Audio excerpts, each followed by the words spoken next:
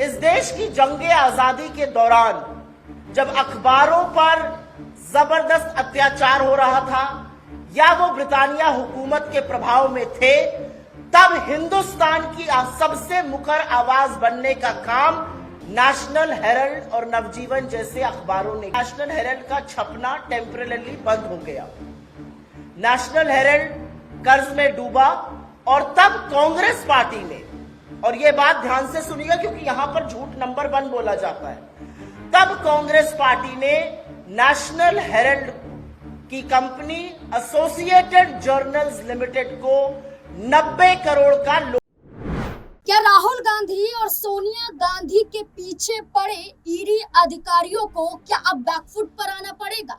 क्या ईडी अधिकारियों की वो मंशा कि राहुल गांधी और सोनिया गांधी को सलाखों के पीछे भेज दिया जाए, क्या ये मंसूबे अब कामयाब नहीं हो पाएंगे? क्या कोर्ट में ही ईडी अधिकारी धराशायी हो गए हैं? दरअसल राहुल गांधी और सोनिया गांधी के खिलाफ नेशनल हेराल्ड से जुड़े मनी लॉन्ड्रिंग मामले में ईडी अधिकारियों द्वारा एक चार्जशीट दाखिल की गई।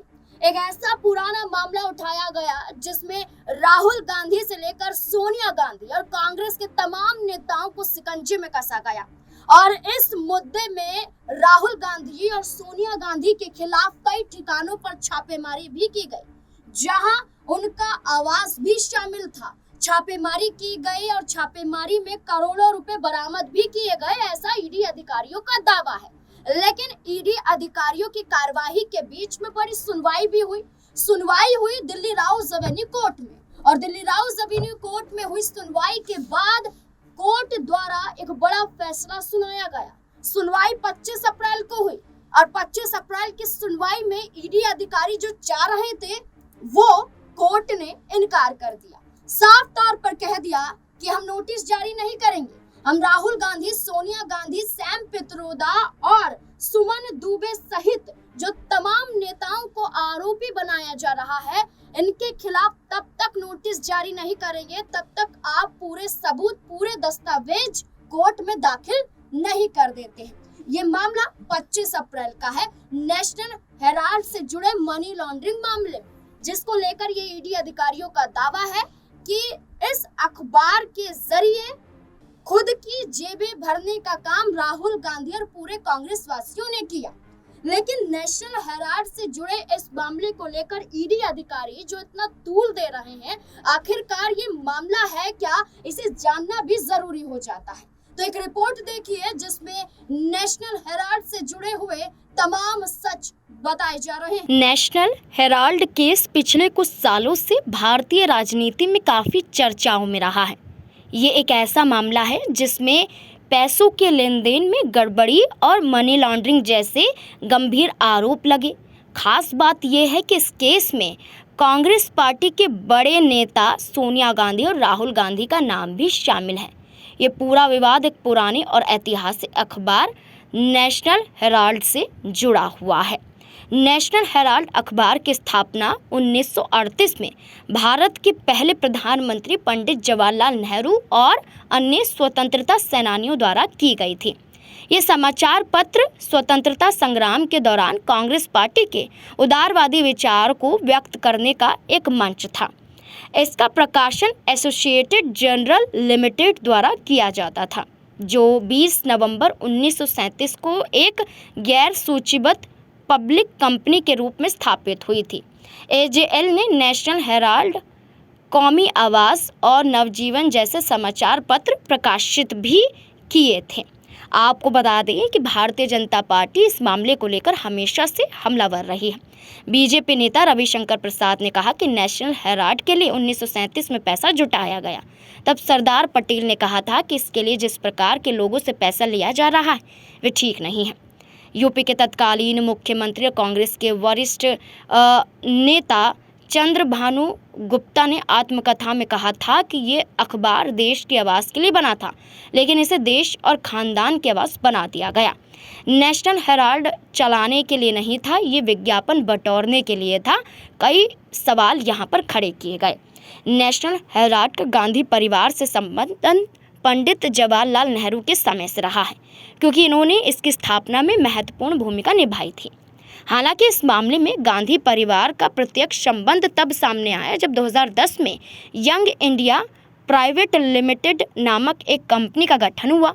इस कंपनी में सोनिया गांधी और राहुल गांधी निदेशक थे और इनके पास 76% शेयर थे, जबकि शेष 24% शेयर कांग्रेस नेताओं यानी कि मोतीलाल वोरा और ऑक्सर फर्नांडिस के पास थे।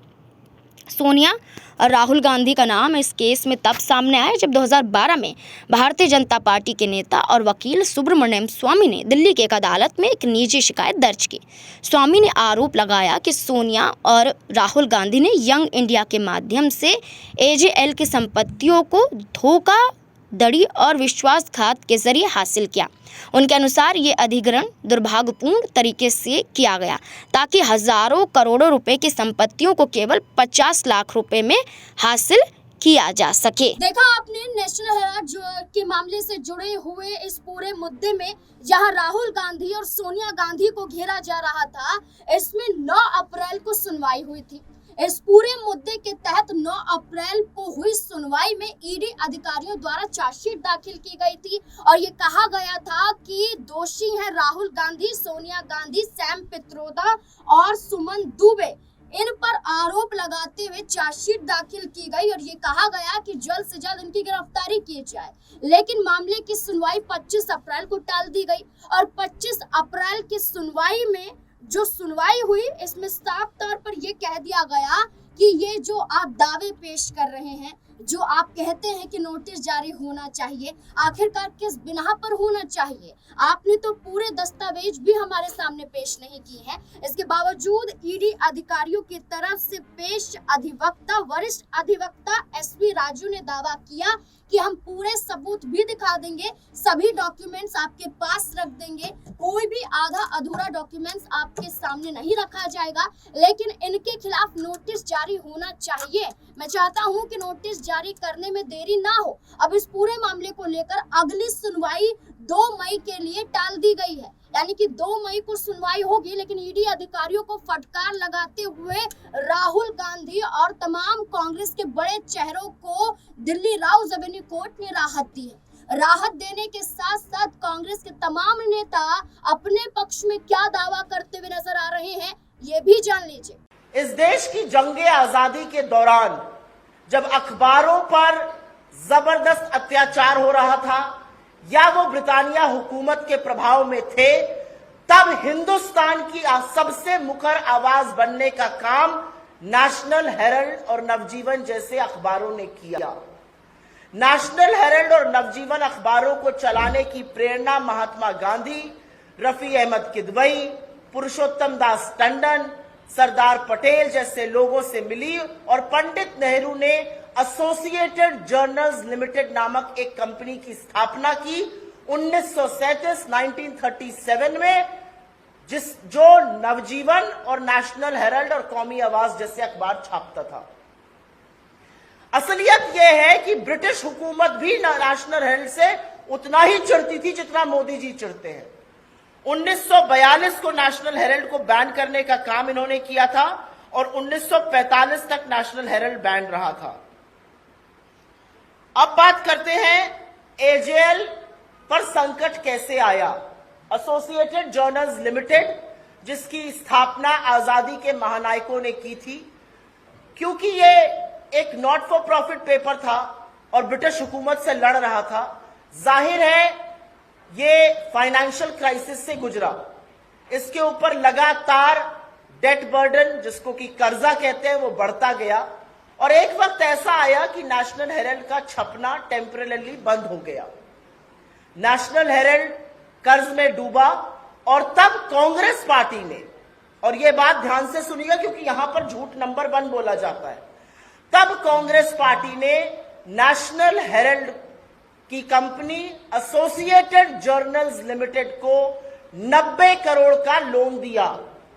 यह लोन एक साथ नहीं दिया गया, यह लोन 100 बैंक ट्रांजैक्शन और चेक के माध्यम से दिया गया। इसका सारा ब्यौरा, इसका स्टेटमेंट हमारे जो पार्टी का स्टेटमेंट है उसमें है, जो पीपल्स ऑफ रिप्रेजेंटेशन एक्ट के अंतर्गत हम हर साल ईसी को देते हैं। ये लोन 90 करोड़ का था, 100 बैंक ट्रांजैक्शंस और चेक के माध्यम से दिया गया। लेकिन क्योंकि एजेएल पर बहुत ज्यादा कर्ज था, और इस लोन का क्या उपयोग हुआ, इस लोन से एजेएल के जो कर्मचारी थे उनको वीआरएस का पैसा, उनका प्रोविडेंट फंड, उनकी ग्रेच्युटी, उनकी रुकी हुई सैलरी, इलेक्ट्रिसिटी बिल इत्यादि पे किए गए। लेकिन कोई भी कंपनी, और आप में से जो थोड़ा बहुत आर्थिक जगत से संबंध रखते हैं, कोई भी कंपनी अगर कर्ज के तले दबी हुई है तो वो नहीं चल सकती है। लेकिन उसको बोलने से पहले मैं आपको पहला झूठ बता देती हूं। पहला झूठ ये बोलते हैं कांग्रेस पार्टी पैसा कैसे दे सकती है। ये मामला 2012 में पूरी इलेक्शन कमीशन की बेंच के पास गया और पूरी इलेक्शन कमीशन की बेंच ने रूल किया कि कांग्रेस पार्टी ये लोन दे सकती है, इसमें किसी नियम और कानून का उल्लंघन नहीं हुआ है। This is an order from the complete bench of the election commission. ये पहला झूठ यहीं पर ध्वस्त होता है, क्योंकि झूठ ये जोर से बोला जाता है। खैर, इस कर्ज को, 90 करोड़ के कर्ज को कर्मचारियों को देने में, बिल चुकाने में इस्तेमाल किया गया। लेकिन क्योंकि कंपनी पर कर्ज इतना ज्यादा था, वो ऑपरेशन नहीं कर सकती थी। इस समय एजेएल के 760 शेयर होल्डर थे, 760 शेयर होल्डर्स। आप में से कुछ लोगों के पास कंपनीज के शेयर होंगे, किसी के पास रिलायंस के होंगे, किसी के पास टाटा के होंगे, किसी के पास किसी बिरला कंपनी के होंगे। आप एक शेयर होल्डर है।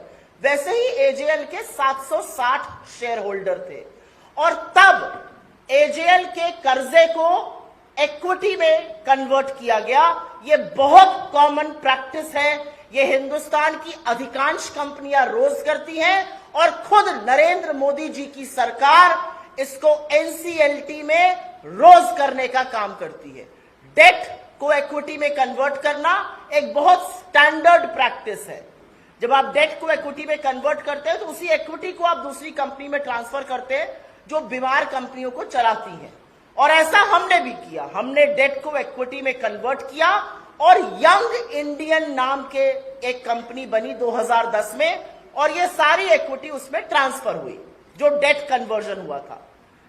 यंग इंडियन ने एजेएल का टेक ओवर नहीं किया, एजेएल के किसी एसेट का टेक ओवर नहीं किया, एजेएल की किसी इनकम, एक नए पैसे की इनकम एजेएल की यंग इंडियन के पास नहीं जाती है।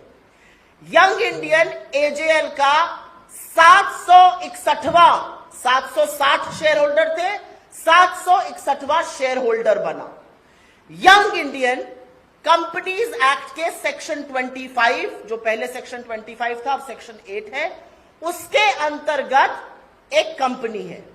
सेक्शन 25 या सेक्शन 8 के अंतर्गत जो नॉट फॉर प्रॉफिट कंपनी होती है, उसके शेयर होल्डर को, उसके किसी डायरेक्टर को एक नए पैसे की सैलरी, एक नए पैसे का डिविडेंड या एक नए पैसे का मुनाफा नहीं मिल सकता है। यंग इंडियन के share holders Sonia Gandhi ji, Rahul Gandhi ji, Oscar Fernandes जी और मोतीलाल वोरा जी हुए।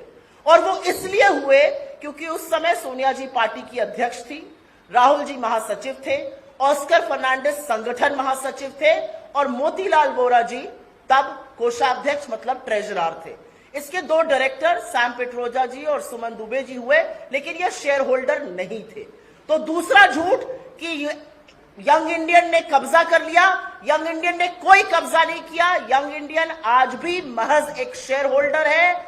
एजेएल के 6 प्रॉपर्टीज हैं जो उसकी है, एजेएल की इनकम उसकी है। एजेएल एक नए पैसे का प्रॉफिट यंग इंडियन को नहीं देता, और यंग इंडियन अपने शेयर होल्डर्स को एक पैसा नहीं दे सकता। तो तीसरा झूठ कि राहुल जी या सोनिया जी या अन्य कोई खूब पैसा बना रहा है, वो सफेद झूठ है, क्योंकि वो पैसा बना ही नहीं सकते हैं सेक्शन 25 कंपनी के अंदर। ईडी अधिकारियों को लेकर दावा किया जाता है ये ऐसी सरकारी एजेंसियां हैं जो सिर्फ और सिर्फ भाजपा के इशारों पर काम करती हैं।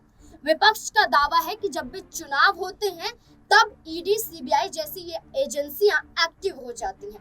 राजस्थान हो, दिल्ली हो, बिहार हो या अन्य वो राज्य जहां पर विपक्ष की सरकारें वहां पर ईडी सीबीआई की छापेमारी अब आपने लगातार देखी ही होगी। और ऐसे में एक बार फिर से जहां राहुल गांधी और पूरे कांग्रेस को घेरने के लिए नेशनल हेराल्ड का मुद्दा उठाया जा रहा है, तो वहीं भाजपा ये भी दावा कर रही है कि सिर्फ और सिर्फ अपनी गिरफ्तारी से डर गए हैं राहुल गांधी, इसलिए पहलगाम हमले के बाद जाते हैं, पीड़ितों से मुलाकात करते हैं ताकि ये मामला पूरी तरह से घूम जाए। लेकिन कांग्रेस का दावा है कि भाजपा अपने मंसूबों में कामयाब नहीं होगी। जहां एक तरफ मोदी सर ने मामले में राहुल गांधी को फंसाने की कोशिश की गई थी, इस मामले में भाजपा राहुल गांधी को फंसा नहीं पाएगी। इस पूरे मुद्दे को लेकर आपको क्या लगता है, अपनी राय कमेंट सेक्शन में जरूर दें। क्या राहुल गांधी वाकई गिरफ्तार हो जाएंगे या फिर एक षड्यंत्र के तहत राहुल गांधी को फंसाने की कोशिश की गई थी, और क्या